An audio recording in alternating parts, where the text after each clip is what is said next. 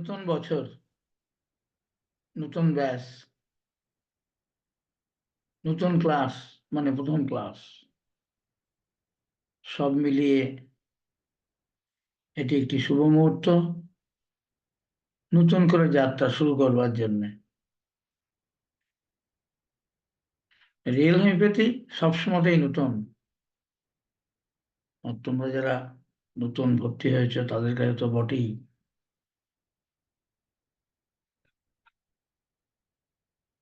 শুরুতে যে কথাটা আমার বলা উচিত সেটা হলো চিকিৎসাবিদ্যা সম্পর্কিত যে তথ্য সমস্ত মানুষের কাছে আছে, মানে হলো গত 5,000-এরও কিছু বেশি বছর ধরে চিকিৎসা বিজ্ঞান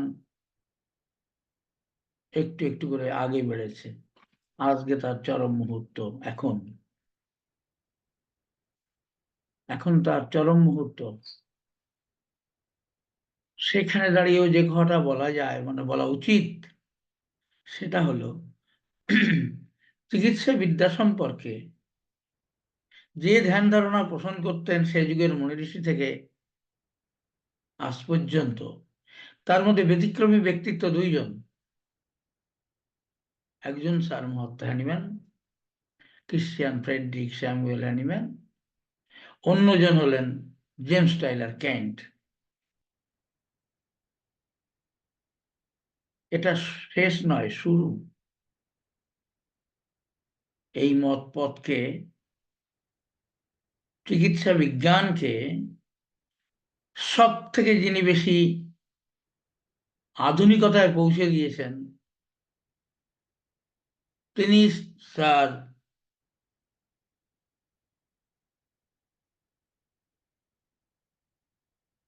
Mendel, father of genetics. Gregor Johann Mendel, G.J. Mendel, father of genetics.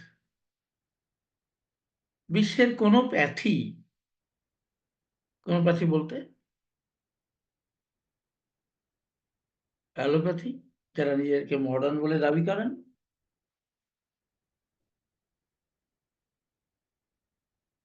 Ayurvedic, Unani, homeopathy,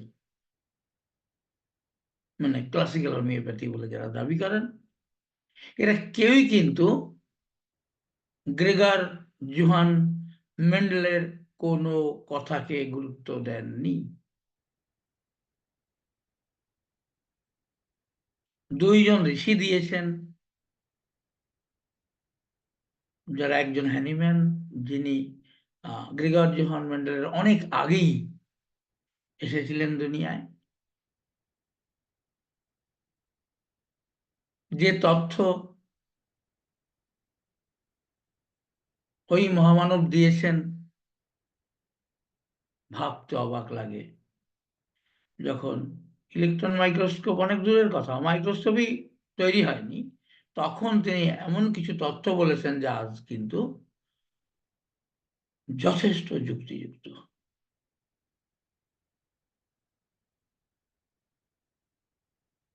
sir James Tyler Kane,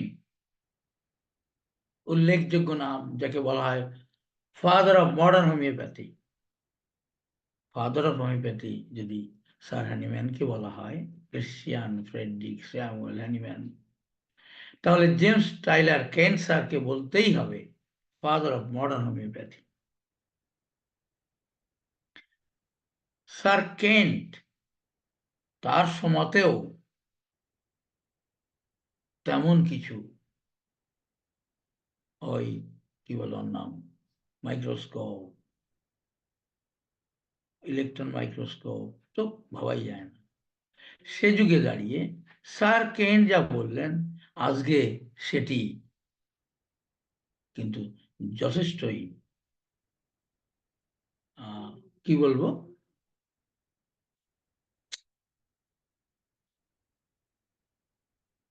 তাৎপর্যপূর্ণ।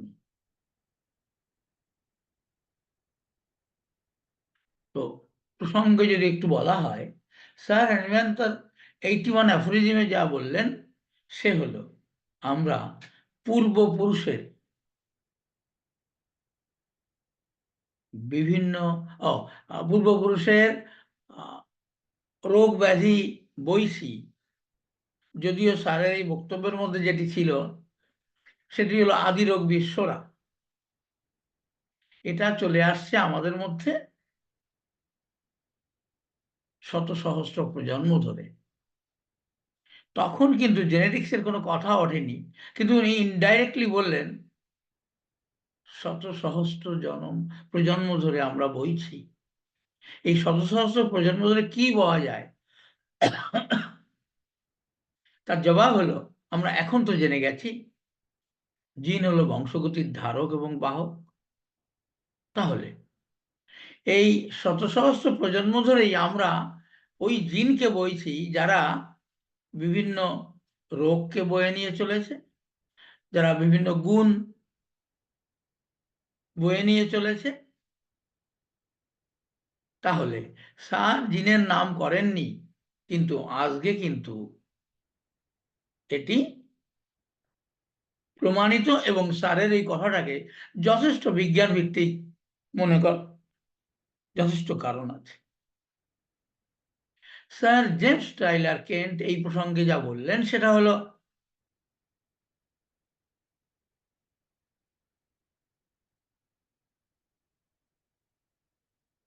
স্যারের যে কথাটি সেটা হলো, that patient has the same disease has had at the time of birth। তাহলে আজকে একটি মানুষ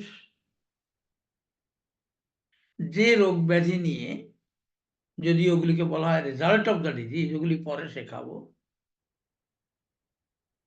যেটা নিয়ে চিকিৎসার জন্য এলেন, স্যার কেন্টের কথা অনুযায়ী ওটি তার জন্ম সমাতেই ছিল। দেখো এখানে কিন্তু পরোক্ষে সেই স্যার হ্যানিম্যানের মতো জিনের কথাই কেন, কোথা থেকে এলো? শুধু তখন জন্মেছিল, সে তো তখনই তো কোনো কিছু রোগবাহী থেকে আক্রমণ করেনি, কোনো প্রমাণও নেই। কিন্তু স্যার বললেন অ্যাকচুয়ালি ওটাই কথা, যে ওটি জন্ম সমাতে ছিল, মানে ও জন্মাবার আগেই নিয়ে এসেছিল, মানে মায়ের গর্ভে যখন ওর যাত্রা শুরু হয়েছিল সেই জিনের মধ্যেই ছিল। এর বেশি কিছু দুই মনীষী আর কিছু বলেননি। শুধু তাই নয়, এই দুই মনীষী চিকিৎসা ক্ষেত্রে ওর কোনো প্রভাব আছে বলে তাদের বক্তব্য থেকে প্রমাণিত হয় না, কিন্তু একটা কথাতে হয়, সেটা হল স্যার কেন্ট বললেন খুবই যুক্তিসঙ্গত বিজ্ঞান ভিত্তিক কথা, যে তুমি যদি রোগী যে সমস্যা নিয়ে তোমার কাছে এসেছেন সেই সমস্যা যদি তুমি সারিয়ে দাও, সারিয়ে দেব, রোগী ভালো হয়ে যাবে। কিন্তু তুমি যদি সেই সমস্যার কারণকে না চিকিৎসা করো, তাহলে কিন্তু উত্তরোত্তর বৃদ্ধি পাবে তার মধ্যে অবস্থান করা রোগ ব্যাধি। এটা যদি জেনেটিক্স দিয়ে বলা হয় তাহলে দাঁড়ায় এই, যে যে কোনো মত পথে রোগীর চিকিৎসা করা সম্ভব, চিকিৎসা করা সম্ভব এবং তাৎক্ষণিক আরাম দেওয়াও সম্ভব। যেমন আমরা জানি একটি মানুষ মাথায় যন্ত্রণা নিয়ে এলেন, এই মাথায় যন্ত্রণার জন্য দুনিয়ায় ওষুধের অভাব নেই, হোমিওপ্যাথ দেবেন তার ওষুধ, পরীক্ষা নিরীক্ষা তার রোগ লক্ষণ সাইন সিমটম এমনি করে ধরে আছে, গামছা বেঁধে রেখেছে, তারপর হচ্ছে গিয়ে গরম সেক দিচ্ছে, কেউ আর ঠান্ডা জল ঢালছে মাথায়, এরকম সব বিভিন্ন লক্ষণ থেকে ওষুধ বার করবেন। কেউ বা রুব্রিক্স দেখে, রেপার্টরি দেখে রুব্রিক্স থেকে ওষুধ বার করবেন, কেউ বা পেন কিলার দেবেন। কেউ বা আয়ুর্বেদিক বাম দেবেন, সবাই ভালো করে দেবেন, এতে কোনো সন্দেহ নেই। আর ভালো হয় বলেই মানুষেরা চিকিৎসকের কাছে দৌড়ে আসেন, বাঁচান। তো যে যার মতো মত পথ আছে, তার ভিত্তিতে ওষুধ দেন, রোগী ভালো হয়ে যায়। ব্যতিক্রমী ব্যক্তিত্ব কিন্তু স্যার জেমস টাইলার কেন্ট। উনি বললেন, ভালো তো তুমি করলে, কি ভালো করলে? সমস্যা ভালো করলে।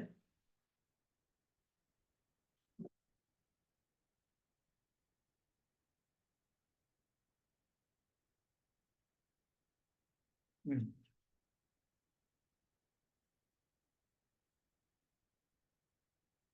আহ তুমি তো সমস্যা ভালো করলে। কি করলে তুমি? সত্যি কি ভালো করলে? স্যার বললেন, এভাবে সমস্যা থেকে মুক্তি দেওয়া সম্ভব, সবাই তা দেয়, কিন্তু যেহেতু সমস্যার উৎসকে, কোথা থেকে এলো মাথায় যন্ত্রণা, রুগী বলবে ঠান্ডা লেগেছে। ঠান্ডা লাগলে ৩ জন মানুষ ৩ রকম ঠান্ডা একই সঙ্গে বেরিয়েছিল, ঠান্ডা লেগেছে, মাথা যন্ত্রণা হয়েছে, জ্বর এসেছে, ইত্যাদি ইত্যাদি। একেকজন একেক রকম কথা বলল, একেক রকম ওষুধও হলো। ৩ জনই ভালো হয়ে গেল।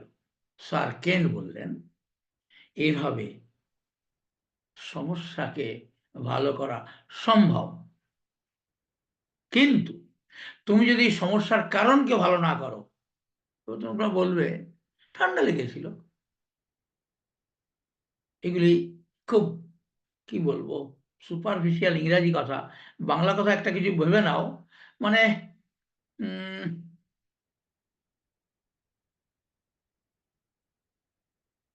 খুবই নিম্নমানের কারণ এটা। আর ঠান্ডা লাগলেই এমনটি হবে তার কোনো মানে নেই। কথা হলো, এর জন্যে একটি বিশেষ পরিবেশ দরকার হয়। সেই পরিবেশটা, সমস্যার মূল কারণটি, তাকে কাজে লাগিয়ে বিভিন্ন অবস্থার পরিপ্রেক্ষিতে বিভিন্ন রকম কষ্ট তৈরি করে।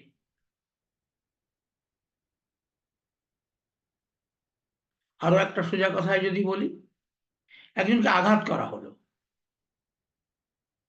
ব্যথা তো লাগবেই।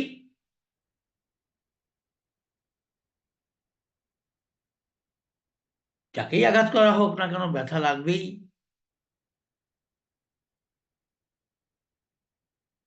কারণ এটাই কথা, এটা একটা ট্রপ, ব্যথা লাগবে। এই ব্যথা বিভিন্ন ওষুধ দিয়ে বিভিন্নভাবে ভালো করে দেওয়া সম্ভব। এই ব্যথাটা কারো বা তাৎক্ষণিক ওষুধেই চলে যাবে, ভেবে নেই সবারই চলে যাবে অনেক দিন পর। ওখান থেকে ভাবো, বলি ১০ বছর হয়ে গেল, ১০ বছর আগে ব্যথা পেয়েছিলাম খেলতে গিয়ে, ইত্যাদি ইত্যাদি। এতদিন তোমার কিছু ছিল না, কিন্তু এখন কিন্তু ওইখানে ব্যথা হচ্ছে। কেউ বা এক্স রে করে দেখবেন, কেউ বা বিভিন্ন এক্সারসাইজের কথা বলবেন, কেউ বা বেশি ব্যথা হলে আর্নিকা, এরকম সিম্পাইটাম, হাইপেরিকাম ইত্যাদির কথা বলবেন। কেউ বা আয়ুর্বেদিক বামের কথা বলবেন, আবারও আরাম হবে। কিন্তু ব্যথাটা কিন্তু যাচ্ছে না, কারো কাছে জবাব নেই, একমাত্র রিয়েল হোমিওপ্যাথ ছাড়া। শুধু রিয়েল হোমিওপ্যাথি এর জবাব আছে, সেটা হলো আমাদের মধ্যে থাকা যে বিশেষ ফ্যাক্টরটি এই ব্যাপারটাকে দিনের পর দিন এগিয়ে নিয়ে যাচ্ছে এবং তাকে কষ্টটাকে জটিল থেকে জটিলতর করছে, সেই ব্যাপারটাকে নিয়ে মেডিসিন প্রেসক্রিপশন করা হয় রিয়েল হোমিওপ্যাথিতে। আঘাত লেগেছিল আর লাগেনি, রোগী মনে করতে পারছে না, তাতে রিয়েল হোমিওপ্যাথি কিছু এসে যায় না। রিয়েল হোমিওপ্যাথির কাছে একটা মানুষ কোনো সমস্যা নিয়ে এসেছে, সে শুনবে, কিন্তু রুগীর কথার ভিত্তিতে, পেশেন্টের কথার ভিত্তিতে কোনো ওষুধ রিয়েল হোমিওপ্যাথ দেয় না।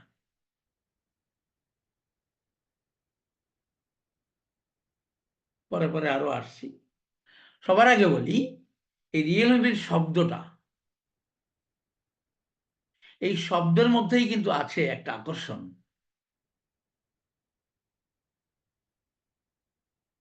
এই শব্দটাই সব কথা বলে দেবে। কি আমি 44 থেকে 45 বছর ধরে কি এর উপরে কাজ করলাম, কি লিখলাম, নতুনত্ব কি আছে। সত্যি তো, এত প্যাথি, তারপরে আবার একটা প্যাথির কি দরকার ছিল, সেটা আবার রিয়েল হোমিওপ্যাথি। হোমিওপ্যাথটা শুনলে তেলে বেগুনে জ্বলে ওঠে, উনি রিয়েল হোমিওপ্যাথি করেন আর আমরা কি করি। তাহলে তাহলে নিশ্চয়ই এর মধ্যে কিছু একটা আছে, যা কিনা অন্য কোনো পদ্ধতিতে নেই। এই শব্দটি প্রথম চয়ন করেছিলেন যিনি, তিনি স্যার জেমস টাইলার কেন্ট। ওই একটি মাত্র ব্যক্তিত্ব রিয়েল হোমিওপ্যাথি সৃষ্টির মূলে, যদিও তিনি ওভাবে কিছু করেছেন বলে কোনো লেখালেখিতে সেটা পাওয়া যায় না। স্যার কেন্ট বললেন যে কথাটা, যে চ্যাপ্টারে কথাটা আছে, সেটা হলো স্যার কেন্টের ম্যাথমেটিকা। অবশ্যই ইংরাজি সংস্করণ, বাংলা কিন্তু পড়বে না। রিয়েল হোমিওপ্যাথি পড়তে গেলে, বুঝতে গেলে তোমাকে ইংরেজি শিখতে হবে। আমার বই দুটো লেখা হয়েছে, 3 নম্বর ভলিউমের কাজ চলছে, সেটাও ইংরাজিতে। স্যার কেনকে জানতে হবে, সেটাও ইংরাজিতে। স্যার হ্যানিম্যানকে জানতে হবে, সেটাও ইংরাজিতে। কোনো বাংলা অনুবাদ পড়লে কিন্তু সব তোমার কাছে মনে হবে যে এটা একটা অপব্যাখ্যা। স্যার কেন বললেন কার্লোভের চ্যাপ্টারে, ওই তার Mathematica, lectures on homeopathic Mathematica, এই বইয়ে কার্লোভের চ্যাপ্টারে, অনেক বড় চ্যাপ্টার, 30 নম্বর প্যারাগ্রাফে স্যার বললেন,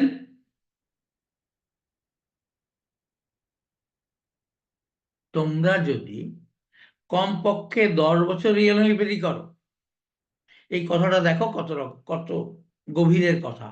তোমরা যদি 10 বছর রিয়েল হোমিওপ্যাথি করো, তার মানে কেউ রিয়েল হোমিওপ্যাথি করে না, তাহলে কথা উঠতোই না। হোমিওপ্যাথি মানে হোমিওপ্যাথি। স্যার বললেন, তোমরা যদি 10 বছর রিয়েল হোমিওপ্যাথি করো, তাহলে কি হবে? তাহলে তোমাকে যদি কতগুলো বিকলাঙ্গ বাচ্চা দেওয়া হয়, তুমি দেখতে পাবে সাধারণ আর অন্য যেগুলো বিকলাঙ্গ নয়, তাদের থেকে এদের, উনি উল্লেখ করেননি ওভাবে, কিন্তু আমি বলতে চাই, তাদের ব্রেনের অভিব্যক্তি, পরিব্যক্তি সাধারণ বাচ্চাদের থেকে অনেক বেশি হবে। এরা অনেক বুদ্ধিধর হবে, এরা অনেক বেশি ক্রিয়েটিভ হবে, এরা অনেক বেশি ভালো ভালো গুণের সমাহার এদের মধ্যে হবে, যদি তুমি ওদেরকে একটা বিশেষ অর্ডারে রাখতে পারো। এই কথাটার সোজা কথা হলো, আমি, তোমরা, দুনিয়ার সবাই আমরা একদিন মায়ের গর্ভে 1 কোটি জাইগোট হিসেবে যাত্রা শুরু করেছিলাম। তাহলে রিয়েল হোমিওপ্যাথি শব্দটা কিন্তু আরেকটু ভালো করে বলা দরকার বলে মনে হচ্ছে আমার। রিয়েল হোমিওপ্যাথি সেই হোমিওপ্যাথি যেখানে স্যার স্যামুয়েলের homeopathy, sir James Tyler Kent সাহেবের হোমিওপ্যাথি, সঙ্গে গ্রেগর জোহান মেন্ডেলের জেনেটিক্স, এই তিনটে মিলিতভাবে যে পথে, এই তিনজনকে সঙ্গে নিয়ে যে পথে এসে আমি পৌঁছতে সক্ষম হয়েছি, সেটা হলো প্রচলিত চিকিৎসা বিদ্যা, যা 5000 বছরের কিছু সময় বেশি ধরে চলে আসছিল, তার থেকে পুরোপুরি ভিন্ন। সব ব্যাধিতে বলা হয়েছে রোগীর সমস্যার সমাধান করা। স্যার কেন তো সেটা করেছিলেন, যদিও তিনি বলেছেন যে তুমি যদি সমস্যার সমাধান করতে ওষুধ দাও, নিশ্চয়ই সমস্যার সমাধান হবে, কিন্তু তুমি যদি সমস্যার উৎসকে না চিকিৎসা করো, সেটা উত্তরোত্তর বৃদ্ধি পেতে থাকবে। ছোট করে একটা উদাহরণ দিলে বোঝা যাবে। একটি শিশু মায়ের গর্ভে থেকে তার যাত্রা শুরু হলো, ঠিক সময়ে জন্ম নিল। জন্ম সময় তার ওজন ছিল 3.5 কেজি। গুরুত্ব দেওয়া হয় না, ঠিক আছে, চলবে। তবে হ্যাঁ, ওর রক্তে একটা ডায়াবেটিসের ট্রেড আছে, এটা একটু বলে দেওয়া হলো, ব্যাস এই পর্যন্তই।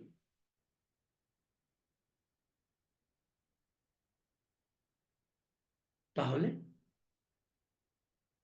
আমাদেরকে জানতে হবে কেন 3.5 কেজি নিয়ে জন্মালো। 3.5 কেজি নিয়ে জন্মাবার অর্থ হলো, জিজ্ঞেস করতে হবে তার মাকে, আপনার শ্বশুরের গোষ্ঠী মানে স্বামীর গোষ্ঠী আর আপনার গোষ্ঠীতে কার ডায়াবেটিস ছিল, বললো ছিল অমুক তমুক ইত্যাদি ইত্যাদি। কিন্তু এর জন্য কোনো ব্যবস্থা নেওয়া হলো না, কারণ নেওয়ার কোনো উপায় নেই, কারণ চিকিৎসা বিদ্যায় এই সংক্রান্ত কোনো দিশা নেই। কারণ বাচ্চাটিকে পরীক্ষা করলে কিচ্ছু বোঝা যাবে না যে ও ডায়াবেটিস নিয়ে এসেছে, প্রমাণ নেই। হ্যাঁ, কেউ কেউ মায়ের পেট থেকে ডায়াবেটিস নিয়ে আসে, সেক্ষেত্রে বলা হয় জুভেনাইল ডায়াবেটিস, একথা ঠিক। কিন্তু এর ক্ষেত্রে তার কোনো প্রমাণ নেই, ওর ক্ষেত্রে প্রমাণ হয়। কিন্তু 3.5 কেজি নিয়ে জন্মেছিল, এইটুকুই, আর কিচ্ছু প্রমাণ নেই, ফলে কোনো চিকিৎসা হয় না। যেহেতু রিয়েল হোমিওপ্যাথির প্রথম কাজই হলো আমরা মায়ের পেট থেকে জাইগোট অবস্থায় দুটো শক্তি নিয়ে জন্মাই। একটি শক্তি হলো ডিজিজ শক্তি, বা এভাবে বললে ভালো হয় ডিজিজ ফোর্স। আর একটি হলো জীবনী শক্তি, ভাইটাল ফোর্স।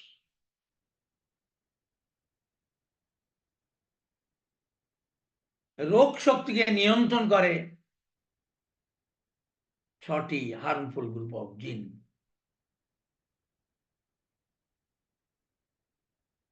ইদানিংকালে আমার লেটেস্ট ভাবনা হলো আমাদের ওই জাইগোটের মধ্যে যে রোগ শক্তি ছিল, তাকে যদি আমি ধরে নিই 6টি বিষধর সাপ, ওরা ঘুমিয়ে থাকে, কারো কারো ক্ষেত্রে 1-2 জন জেগেও থাকে। ওই যে 3.5 কেজি হয়ে জন্মালো, কোনো না কোনো সাপ এর জন্য দায়ী। যা হোক, ওটা তো ব্যাখ্যার জন্য। তাহলে ও তো জন্মালো, আমরা জন্মালাম এভাবে, আমরা সবাই সবাই ওর মধ্যে আছেন sir Hahnemann, sir Kane, sir Gregor Johann Mendel, সবাই এর মধ্যে আছেন। কিন্তু চিকিৎসা কিভাবে হবে? না, না স্যার হ্যানিম্যান বলেছেন, না স্যার কেইন বলেছেন। গ্রেগর জোহান মেন্ডেল তো ডাক্তার ছিলেন না, নন টেকনিক্যাল পার্সন, উনি একজন বিজ্ঞানী। আমি এই পদগুলোকে একত্রিত করতে সক্ষম হই। এর উপরে আমি অঙ্ক তৈরি করি, সেই অঙ্কই আমাকে দিশা দেখায়। আজ না হলে কাল, না হলে পরশু, একদিন না একদিন বিজ্ঞানীরা এই সম্পর্কে যাবতীয় তথ্য সংগ্রহ করে আবার কোনো নতুন পথ দিয়ে এগিয়ে চলবেন। তখন হয়তো আমি দুনিয়ায় থাকবো না, কিন্তু আমি একটা রাস্তা তৈরি করতে পেরেছি বলে আমি মনে করি। নট মনে করি, ওটা আমি খাতা কলমে অঙ্ক কষে প্রমাণ করে দিয়েছি আমি ঠিক। অন্তত ৩ মহাপুরুষ যদি ঠিক হয়ে থাকেন তাহলে আমি ঠিক, আর অন্য যদি ভুল হয়ে থাকেন তাহলে আমি ভুল। তাহলে রিয়েল হোমিওপ্যাথি মানে হলো এই রোগ শক্তি, 6 গ্রুপ অফ হার্মফুল জিন, যাকে আমি ইদানিং কালে বলছি ৬টি বিষধর সাপ। আরেকটি হলো জীবনী শক্তি, যা কিনা আমাকে মায়ের পেটে না মরতে দিয়ে আজকে এই পর্যন্ত বড় করে তুললো। যে শক্তি, সেটা হলো জীবনী শক্তি, সেটা হলো বন্ধু শক্তি, সেটা হলো একে নিয়ন্ত্রণ করে বেনিফিশিয়াল গ্রুপ অফ জিন, সেখান থেকে উৎপত্তি হয়েছে ভাইটাল ফোর্সের। স্যার হ্যানিম্যানের সঙ্গে আমি এখানে আমার পথটাকে একটু আলাদা করে নিয়েছি। স্যার বলেছিলেন ভাইটাল ফোর্স অটোমেটিক, অটোক্রাটিক। আমি আমার গবেষণায় দেখেছি না, with due respect to sir Samuel Hahnemann, আমি বলতে চাই এই শক্তিরও একটি উৎস আছে, কেউ আছে যা একে কন্ট্রোল করে।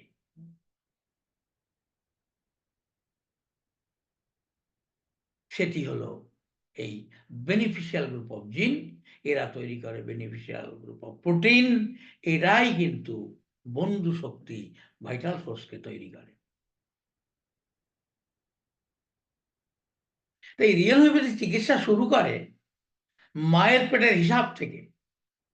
পরে কে জ্বর নিয়ে এলো, পেট খারাপ নিয়ে এলো, মাথা ব্যথা নিয়ে এলো, সুগার নিয়ে এলো, প্রেশার নিয়ে এলো, কোনো জেনেটিক ডিজিজ নিয়ে এলো, তাতে কিছু এসে যায় না। শুধু তাই নয়, একটি শিশু ব্লাড ক্যান্সার নিয়ে জন্মাবে আর প্রথম ৬ মাসের মধ্যেই মারা যাবে, এমন একটি রোগ নিয়ে জন্মাতে পারত। কিন্তু যদি মায়ের গর্ভে থাকাকালীন শুরু থেকে আমরা যদি এই রিয়েল হোমিওপ্যাথি চিকিৎসা করতে পারি, তাহলে কিন্তু আমরা ওই রাস্তার গতিবিধি ঘুরিয়ে দিতে পারবো। মানে কোনো জেনেটিক ডিজিজ, কোনো ভয়ঙ্কর রোগ নিয়ে কোনো শিশু জন্মাবে না। ঠিক এভাবেই বলতে পারি, রিয়েল হোমিওপ্যাথি ঠিক ঠিক প্রয়োগ করা হলে বুঝে শুনে কোনো মানুষের টিবি কোনোদিন হবে না এ জীবনে। এই ব্যাপারে কিন্তু স্যার কেন্ট একটা কথা বলেছিলেন, যদি সঠিক বয়সে সঠিক চিকিৎসা হয়, কি করে হয়, কেমন ভাবে হতে পারে, স্যার কেন্ট সে বিষয়ে কোনো মত প্রকাশ করেননি। শুধু বলেছেন এই সঠিক সময়ে চিকিৎসা হয়, তাহলে ওই শিশুটি নির্দিষ্ট বয়সে এই মারা যাবে এবং মরবার আগে একটি কোষও ধ্বংস হবে না। তিনি যথেষ্ট পরিশ্রমী হবেন, যথেষ্ট কাজ করবেন এবং যথাসময়ে মারা যাবেন। এরকম ভুগে বিছনায় পড়ে মারা যাবেন না। তাই রিয়েল হোমিওপ্যাথি কিন্তু পারে বার্ধক্যজনিত সব সমস্যার সমাধান করতে, যদি ঠিক সময়ে চিকিৎসা শুরু হয়। পরে এলেও তো করা হয়। তাহলে পৃথিবীটাকে যদি অনেক সুন্দর, অনেক আনন্দময়, যাকে স্বর্গ বলে মানুষ স্বর্গে পৌঁছাতে চায়, প্যারাডাইসে পৌঁছাতে চায়, ওই পরিবেশটা কিন্তু এই পৃথিবীতেই আনা সম্ভব যদি রিয়েল হোমিওপ্যাথি সমস্ত তথ্যকে সঠিকভাবে মেনে চলা হয়। তোমরা এই প্রসঙ্গে আমার বইয়ে রয়েছে introduction of real homeopathy, 3rd ভলিউমে বেরোবে হিস্ট্রি অফ রিয়েল হোমিওপ্যাথি। আমি এই প্রসঙ্গে এখন যাচ্ছি না, আজকে শুধু ইন্ট্রোডাকশনটাই। তাহলে যদি আমি অল্প কথায় বলতে চাই, রিয়েল হোমিওপ্যাথি সেই প্যাথি এখানে কোনো রোগের চিকিৎসা হয় না, হয় ট্রু ডিজিজ, সেটা আজকে বললে বুঝবে না। এখানে চিকিৎসা হয় ট্রু ডিজিজের। আর পেশেন্টরা যা আমাদের কাছে নিয়ে আসেন ওর নাম রেজাল্ট অফ দ্য ডিজিজ। ওই রেজাল্ট অফ দ্য ডিজিজের চিকিৎসা সব প্যাথিতে হয়, রিয়েল হোমিওপ্যাথি ছাড়া। মানে রিয়েল হোমিওপ্যাথিতে এই ট্রু ডিজিজের কোনো রেজাল্ট অফ দ্য ডিজিজের কোনো চিকিৎসা হয় না। তার তো আমার জ্বর হয়েছে, আমার গলা ব্যথা হয়েছে, আমার মাথা যন্ত্রণা হয়েছে, আমার ডায়াবেটিস হয়েছে, আমার হাই প্রেশার হয়েছে, ইত্যাদি ইত্যাদি অনেক কথা। এর কোনো চিকিৎসা অপশন এখানে নেই। এখানে আছে ট্রু ডিজিজের চিকিৎসা, মানে যেখান থেকে এগুলি এসেছে, মানে সমস্ত রোগ ব্যাধির, যাকে আমরা রোগ ব্যাধি বলে জানি, অ্যাকচুয়ালি ওরা রেজাল্ট অফ দ্য ডিজিজ, ওগুলি এসেছে যে উৎস থেকে রিয়েল হোমিওপ্যাথি চিকিৎসা হয় সেটি, মানে ট্রু ডিজিজের চিকিৎসা হয়, রেজাল্ট অফ দ্য ডিজিজের চিকিৎসা হয় না। মানে গাছে একটা বীজ বৃক্ষে ফল ধরেছে, ওই ফল খেলে মানুষ মারা যাবে, দেখতে ভীষণ সুন্দর, দেখতে ভালো, মানুষ তো খাবেই, খেয়ে তো দেখবেই। তো কি করা হয়, ডালপালা ছেড়ে দেওয়া হয় যাতে ফল না ধরে। পরের বছর আবার ডালপালা হয়, আবার সুন্দর ফল ধরে, আবার মানুষ খায়, অসুস্থ হয়। তো রিয়েল হোমিওপ্যাথি বলে কি দরকার আছে বাবা বারবার ডাল কাটার, তো গোড়া থেকে ছেড়ে দাও না। হ্যাঁ, এই কথা, গোড়া থেকে তো তুমি ছাড়বে, গোড়া তো আর একটুখানি নয়। যদি ছোট্ট সে গাছটি হয় তাহলে তুমি দেখো 2 আঙুল দিয়ে উঠিয়ে দেওয়া যাবে। স্যার কেন্ট বলেছিলেন যে যথাসময়ে চিকিৎসা হলে সব ভালো হবে। কিভাবে হবে বলেন? আমি বলছি স্যারের মনের কথা, আমি ওটুকু বুঝেছি আমার গবেষণায়। সে হলো ছোট গাছ যদি ছোট থাকে 2 আঙুল দিয়ে তুলে দেওয়া যাবে। যে গাছটি এরকম মোটা গুঁড়ি হয়ে গেছে, অনেক মুনিশ লাগবে, কোদাল লাগবে, শাবল লাগবে, দা লাগবে, এত কিছু দিয়ে গাছের গোড়ায় জল ঢালতে হবে, মাটি ঢিলা করতে হবে, তবে গোড়াটা উঠবে। তাহলে ট্রুডিজের চিকিৎসা অনেক কঠিন, কারণ এখানে মানুষেরা ছোট্ট অবস্থায় আসে না, গুঁড়িটা যখন মোটা হয়ে যায়, শিকড় টিকড় গুলোর বিভিন্ন জায়গায় ছড়িয়ে যায়, তখন আসে। হতাশার কিছু নেই, তার জন্য আমি বিভিন্ন অঙ্ক করে রেখে দিয়েছি, সেই অঙ্ক অনুযায়ী তার চিকিৎসা হবে, অঙ্ক মেনে চিকিৎসা হবে, রোগ লক্ষণ মেনে নয়। এটা হলো অন্য সমস্ত প্যাথি থেকে একদম আলাদা একটি প্যাথি, যেখানে অঙ্ক কষে চিকিৎসা হয়, লক্ষণ দেখে চিকিৎসা হয় না। তো তোমাদের কাছে এসে রুগীরা বলবে আপনি তো একই ওষুধ দিলেন, আমার মেয়েটার মাসিক বন্ধ, আমার দাঁতে যন্ত্রণা, আমার ছেলেটা মোবাইল ঘাটে, আমার স্বামী বদরাগী। তো আমাদের 4 জনের 4 সমস্যা, আপনি দিলেন একটা ওষুধ, একই রকম ওষুধ খেতে 4 জনকে, এটা কি? জবাব দিতে হবে কিন্তু। জবাব না জানলে রুগী তোমার ওষুধ খাবে না, চলে যাবে, আর আসবে না। লোকেদের বলবে পাগল ডাক্তার সবাইকে একই ওষুধ দেয়। তাহলে তোমাকে কি জানতে হবে কিসের ওষুধ দেই আমরা? সেই মায়ের গর্ভে এককোষী জাইগোট নিয়ে যখন আমরা সবাই যাত্রা শুরু করেছিলাম, সেই জাইগোটের ওষুধ, মানে ওই জাইগোটের মধ্যে 6টি বিষধর সাপ ওরা আজকে ঘুমিয়ে আছে। তাই বোঝা যায় না যে ওরা আছে। একটি বাচ্চা জন্মালো সুন্দরভাবে, ডাক্তার বললো আপনার বাচ্চা সুস্থ, কিন্তু মাথায় রেখো 6টা বিষধর সাপ বাচ্চার মধ্যে আছে, 6টা বিষধর সাপ ডাক্তারবাবুর মধ্যে আছে, 6টি বিষধর সাপ ওর বাবা মায়ের মধ্যে আছে। তাহলে তুমি কি করবে? তুমি যে ব্যাথি শিখতে এসেছো সেই ব্যাথির যে অঙ্ক আছে, সেই অঙ্ক মানে ওষুধ দিলে ওই 6টা সাপ কোনো দিন জেগে উঠবে না। এবার যদি তুমি জিজ্ঞাসা করো, তাহলে মুনি ঋষিরা যারা 100 বছর 150 বছর বেঁচে আছে, 250 বছর কোনো রোগব্যাধি ছাড়াই, ওই একই কথা। ওরা ওদের যোগ, আসন, প্রাণায়াম করে এমন কিছু বেনিফিশিয়াল প্রোটিন তৈরি করেছিল, বেনিফিশিয়াল গ্রুপ অফ জিনের সাহায্যে, যে রস, যে কেমিক্যালস, যে বেনিফিশিয়াল প্রোটিন ওই সাপগুলিকে অত বছর পর্যন্ত ঘুম ভাঙতে দেয়নি। কিন্তু একদিন তো তোরা মারা গেছিলেন, সবাই তো যুগ যুগ তোরা অমর হয়ে নেই, একদিন তো মারা গেছিলেন। তার মানে একদিন ওই সাপগুলি জেগে উঠেছিল আর 6জন মিলে ছোবল মেরেছিল, মারা গেছে। আমার রিয়েল কাউকে অমরত্ব দিতে পারে না, কিন্তু 6টি সাপকে ঘুম পাড়িয়ে রাখতে জানে। তাই যেদিন সময় হবে চলে যাবে, তার আগে সে ভুগবে না। ঠিক স্যার কেন যেমন বলেছিলেন যে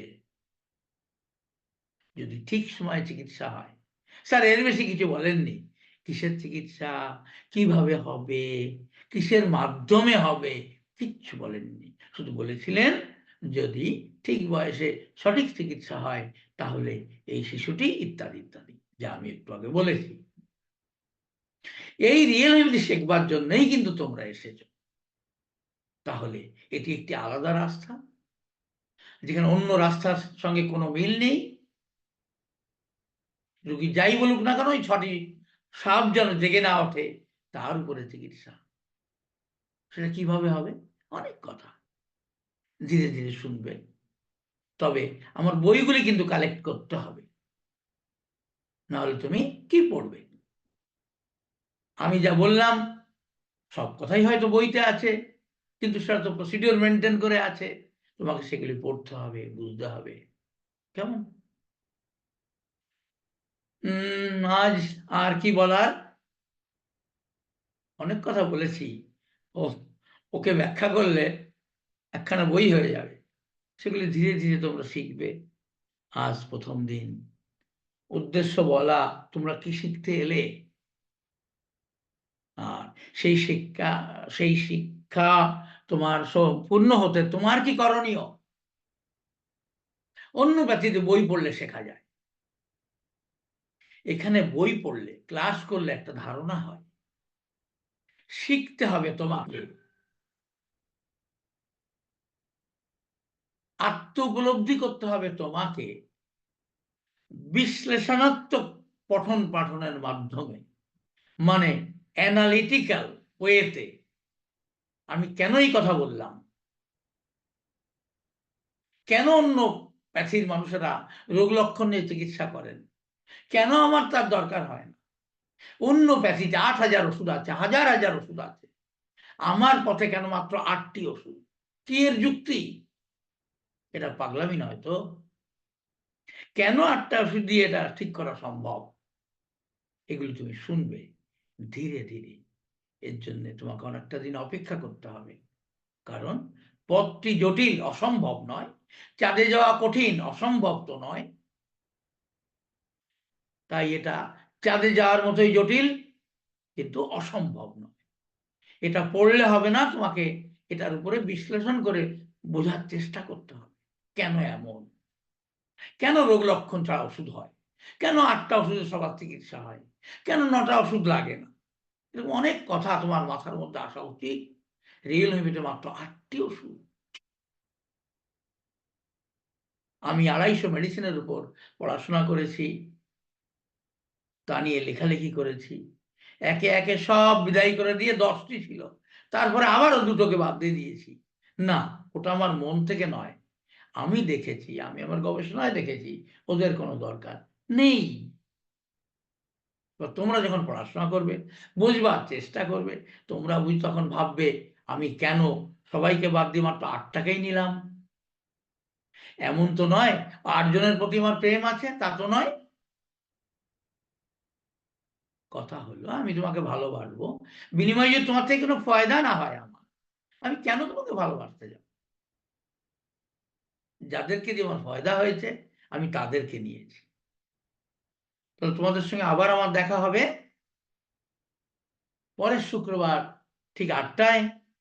সেদিন কি পড়ানো হবে আমাকে বলে দেওয়া হবে, আমি সেটাই পড়াবো। তোমরা যা শুনলে অডিও ভিডিও পাবে, সেগুলো একটা একটা লাইন করে ভাববার চেষ্টা করবে। আমাকে জিজ্ঞাসা করবে পরের ক্লাসে, আপনি এটা কেন বললেন? পৃথিবী তো এইরকম, আপনি কোথা থেকে জানলেন, কিভাবে পেলেন, ইত্যাদি জিজ্ঞাসা করতেই পারো তোমরা। কেন এগুলি জবাব জানলে তুমি হয়তো একদিন ভাববে আমারই মতো নতুন করে কিছু, হয়তোবা। তো আজকের মতো শুভরাত্রি। তোমাদের সঙ্গে আবার শুক্রবার দেখা হবে। এই নতুন বছর নতুন পথে পা বাড়ালে এই পথ চলা যেন সার্থক হয়। রাখি।